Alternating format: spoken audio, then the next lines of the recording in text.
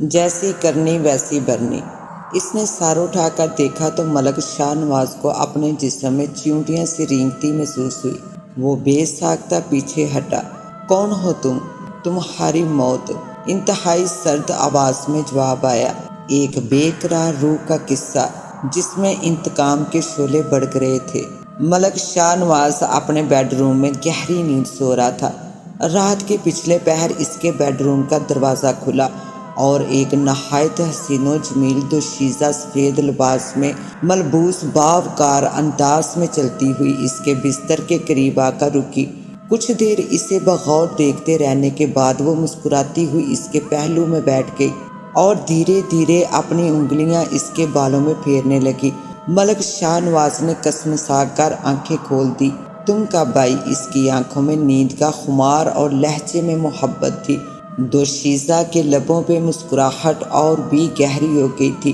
ابھی کچھ دیر پہلے، ویسے تم سوتے ہوئے بہت پیارے لگتے ہو، بالکل کسی بچے کی طرح۔ وہ مخمور انداز میں بولتی ہوئی اس کے چہرے پہ جھکی تو اس کی سیاہ ریشمی زلفیں ملک شاہ نواز کے چہرے پر چھا گئی۔ شاہ نواز نے اس کی سحر انگیز آنکھوں میں جھانکا جن میں ان کہے جذبات پوری طرح مچل رہے تھے۔ وہ بھی بہک گیا، مگر جو ہی اس نے اسے باہوں میں بھرنا چاہا وہ تڑپ کر پیچھے ہٹ گئی۔ اوہ ملک جی، اتنی جلدی بھی کیا ہے؟ وہ ادائے خاص سے کہتی ہوئی بستر سے اٹھ کھڑی ہوئی۔ شاہ نواز نے بے چین ہو کر اسے دیکھا۔ یار کیا کرتی ہو؟ آ جاؤ نا پلیز، وہ جذبات سے مغلوب لہجے میں بولا تو وہ ہنس پڑی۔ ہر طرف جیسے جل ترنگ سے بجھ اٹھے تھے۔ نہیں سائیں، ابھی وقت نہیں آیا ہے، بس تھوڑا سا انتظار اور کر لیں۔ اس کی بلوری آنکھوں کی پر اسرار چمک اور بھی بڑھ گئی تھی۔ ملک شاہ نواز کے چہرے پہ ناگواری در آئی تھی۔ پتہ نہیں کب ختم ہوگا انتظار۔ بہت بے صبرے ہو ملک جی۔ خیر آپ پریشان نہ ہوں، بہت جلد آپ کا یہ انتظار ختم ہو جائے گا۔ بس اب آپ آرام سے سو جائیے، میں بھی چلتی ہوں، کافی وقت ہو گیا ہے، اپنا خیال رکھیے گا۔ وہ محبت سے کہتی ہوئی دروازے کی طرف بڑھ گئی۔ کل آؤ گی نا؟ ملک شاہ نواز نے بے چینی سے پوچھا۔ ہاں ہاں ضرور آؤں گی، اس نے پلٹ کر کہا اور باہر نکل گئی۔ رات میں مہر النساء کی آنکھ پیاس کی شدت کی وجہ سے کھلی تھی۔ اس نے اٹھ کر سائڈ ٹیبل پہ موجود جگ سے گلاس میں پانی انڈیلا اور ایک ہی سانس میں گلاس خالی کر دیا۔ پھر وہ دوبارہ لیٹنے کے لیے سیدھی ہوئی تو اس کی نظر سامنے اپنے کمرے کی کھڑکی کی طرف اٹھی تو وہ چونک گئی۔ ارے یہ کھڑکی کیسے کھلی رہ گئی؟ میں تو بند کر کے سوئی تھی۔ وہ حیران سی بستر سے اٹھی، کھڑکی بند کر کے جیسے ہی پلٹی، اپنے بستر پہ موجود وجود کو دیکھ کر خوف و دہشت سے اس کے حلق سے چیخ نکل گئی۔ اس وجود کو اپنی طرف بڑھتا دیکھ کر وہ چکرا کر فرش پر گر گئی۔ بڑی چدرین اور ملک شاہ نواز چیخ کی آواز سن کر مہرو کے کمرے کی طرف دوڑے تھے۔ مہرو بڑی چدرین تیزی سے اس کی جانب بڑھی تھی۔ دوسرے لمحے ان کی چیخ نکل گئی تھی۔ کیا ہوا ماں؟ ملک شاہ نواز نے بے چینی سے پوچھا تھا۔ بڑی چدرین نے سہمی نظروں سے اسے دیکھا، پھر دوبارہ فرش کی طرف دیکھا تھا۔ ملک شاہ نواز نے ان کی نگاہوں کا تعاقب کیا تو وہ بھی چونک گیا۔ سامنے مہر النساء کی کٹی پھٹی لاش پڑی تھی۔ یہ سب کیسے ہو گیا؟ وہ بے قراری سے بولا۔ بڑی چدرین بلک بلک کر رو رہی تھی۔ ملک شاہ نواز کی آنکھوں سے بھی آنسو جاری ہو گئے۔ آخر مہر النساء اس کی اکلوتی اور لاڈلی بہن تھی۔ اگلی صبح بڑی سوگوار تھی۔ پوری حویلی میں قہرم برپا تھا۔ رات کے کسی پہر مہر النساء کو بے دردی سے قتل کر دیا گیا تھا اور قاتل مفرور تھا۔ پورے گاؤں میں یہ خبر جنگل کی آگ کی طرح پھیل گئی تھی۔ ملک شاہ نواز اور چدرین صدمے سے نڈھال تھے۔ پولیس اپنی کارروائی کر رہی تھی، لیکن کئی روز گزر جانے کے بعد بھی قاتل کا کوئی نشان نہ مل سکا تھا۔ ابھی مہر النساء کو قتل ہوئے چند دن ہی گزرے تھے کہ ایک اور واقعے نے حویلی والوں کو ہلا کر رکھ دیا تھا۔ وہ دوپہر کا وقت تھا جب خادم حسین نہایت گھبرایا ہوا حویلی میں داخل ہوا تھا۔ وڈی چدرین جی، ملک جی، وہ تیز آواز میں پکار رہا تھا۔ کیا ہوا خادم حسین؟ تم اتنے گھبرائے ہوئے کیوں ہو؟ ملک شاہ نواز تیزی سے اپنے کمرے سے نکلا تھا، ساتھ ہی بڑی چودرین بھی مہر النساء کے کمرے سے برآمد ہوئی تھی۔ ان کے چہرے پہ تشویش کے سائے لہرا رہے تھے۔ ملک جی غضب ہو گیا، گندم کی فصل کو کسی نے آگ لگا دی ہے۔ خادم حسین کی بات سن کر ملک شاہ نواز کو جیسے زمین گھومتی ہوئی محسوس ہوئی تھی۔ یہ کیا کہہ رہا ہے تو؟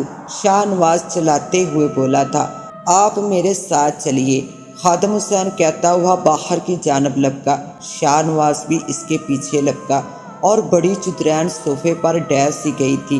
یہ کیا ہو رہا ہے ہمارے ساتھ؟ ملک شاہ نواز اور خادم حسین ڈیرے پہ پہنچے تو سب کچھ جل کر راکھ ہو چکا تھا۔ غم و غصے سے نڈحال شاہ نواز منشی دین محمد کی طرف بڑھا، جو کہ ایک طرف کھڑا تھر تھر کانپ رہا تھا۔ یہ سب کیسے ہوا دین محمد؟ مجھے نہیں پتا ملک جی، ڈیرے پہ تو اللہ دتا اور خیرو تھے۔ شاہ نواز کا رخ اب دونوں کی طرف تھا، ان کے چہروں پر بھی ہوائیاں اڑ رہی تھی۔ اس کے کچھ کہنے سے پہلے ہی اللہ دتا بول اٹھا۔ ملک جی، آگ اچانک ہی بھڑک اٹھی تھی، کیسے اور کیوں لگی کچھ معلوم نہیں۔ ہم سب نے آگ بجھانے کی بڑی کوشش کی پر سب بیکار۔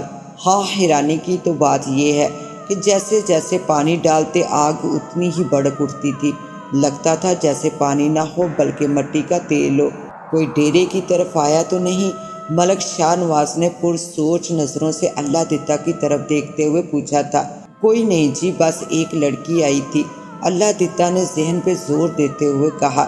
لڑکی؟ ملک شاہ نواز چونکا تھا۔ جی ملک جی، کوئی پردیسن معلوم ہوتی تھی۔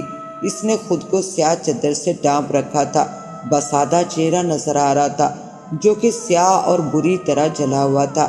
اسے پیاس لگی تھی، اس نے مجھ سے پانی مانگا تھا، میں نے دے دیا اور پھر وہ چلی گئی۔ اللہ دتا نے تفصیلاً اسے بتایا تھا۔ اور کچھ کوئی خاص بات؟ شاہ نواز نے زور دیتے ہوئے کہا تو اللہ دتا چونکا۔ وہ ادھر فصلوں کے درمیان سے گزرتے ہوئے بڑے عجیب سے انداز میں انہیں دیکھ رہی تھی۔ اس کی بلوری آنکھوں میں کوئی خاص چمک تھی، جیسے ان میں آگ کے شرارے بھڑک رہے ہوں۔ کیا تم نے اسے کوئی حرکت کرتے اور آگ لگاتے دیکھا؟ ملک شاہ نواز نے تیزی سے اس کی بات کاٹی تھی۔ نہیں جی، وہ تو خالی ہاتھ تھی، اس کے جانے کے 2 منٹ بعد ہی یہ آگ اتنی تیزی سے بھڑکی تھی۔ تمہیں کچھ اندازہ ہے وہ کس طرف گئی تھی؟ جی، اس کا رخ بڑی نہر کی طرف تھا، اس سے آگے کا کچھ پتہ نہیں جی، اس نے نظریں جھکائے جواب دیا۔ خادم حسین، تھانے چلو۔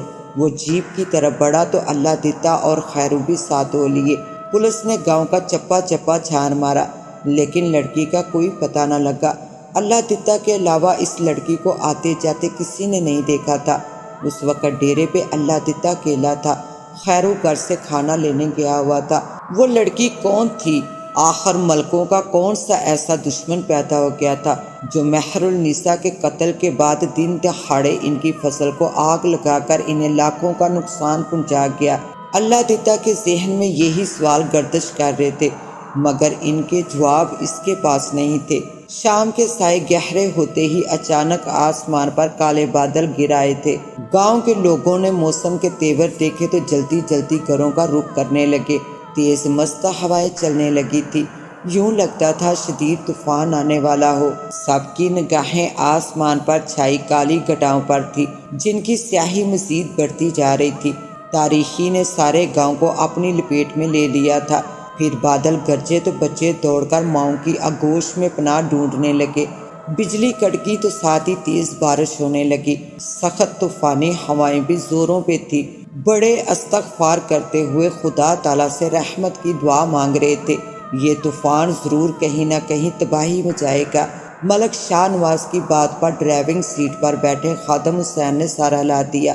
وہ بہت مشکل سے ڈرائیو کر رہا تھا اور ملک شاہ نواز اپنی محبوبہ کے خیالوں میں گم تھا جو کافی دنوں سے اس سے ملنے نہیں آئی تھی۔ وہ روز اس کا انتظار کرتا تھا لیکن وہ تو غائب ہی ہو گئی تھی، جانے کہاں چلی گئی ہے۔ پتہ کرنا پڑے گا، لیکن مجھے تو یہ بھی معلوم نہیں کہ وہ رہتی کہاں ہے۔ کاش میں پوچھ ہی لیتا۔ وہ مسلسل اس حسین دوشیزہ کے متعلق سوچ رہا تھا۔ اس کے ساتھ بیٹھا ملک نوریز موسم کے تیور دیکھ کر پریشان ہو گیا تھا۔ ہم حویلی کب پہنچیں گے؟ اس کی آواز پر ملک شاہ نواز چونکا۔ اس نے ملک نوریز کو دیکھا جس کے چہرے سے پریشانی چھلک رہی تھی۔ بس تھوڑی دیر میں تم پریشان مت ہو، ملک شاہ نواز نے مسکرا کر اپنے چچا زاد بھائی کو تسلی دی تھی، جسے لینے کے لیے اسے شہر کے ایئرپورٹ آنا پڑا تھا۔ وہ مستقل طور پر بیرون ملک میں رہتا تھا۔ اب وہ پاکستان آیا تھا تاکہ مہر النساء کی موت پر افسوس کر سکے۔ اس کی موت کے وقت وہ اپنے بزنس میں مصروف تھا اور کچھ ویزے کا مسئلہ ہو گیا تھا جس کی وجہ سے وہ موقع پر نہ پہنچ سکا، لیکن اب فرصت ملتے ہی پاکستان چلا آیا تھا۔ اس کے ماں باپ حیات نہ تھے۔ بڑی چودرین اس سے بہت محبت کرتی تھی۔ آخر وہ حویلی والوں کا ہونے والا داماد بھی تو تھا، لیکن سب ادھورا رہ گیا۔ ملک شاہ نواز سے اس کی خوب دوستی تھی، دونوں ہم عمر ہی تھے۔ ملک نوریز دل ہی دل میں خیر و عافیت سے حویلی پہنچنے کی دعائیں مانگتا، کبھی ملک شاہ نواز کو دیکھتا اور کبھی حد سے بڑی تاریکی میں طوفان سے لہراتے درختوں کو۔ خدا خدا کر کے وہ حویلی پہنچے تو اس نے سکھ کا سانس لیا تھا۔ رات کھانے کے میز پہ تینوں نفوس خاموشی سے کھانا کھا رہے تھے۔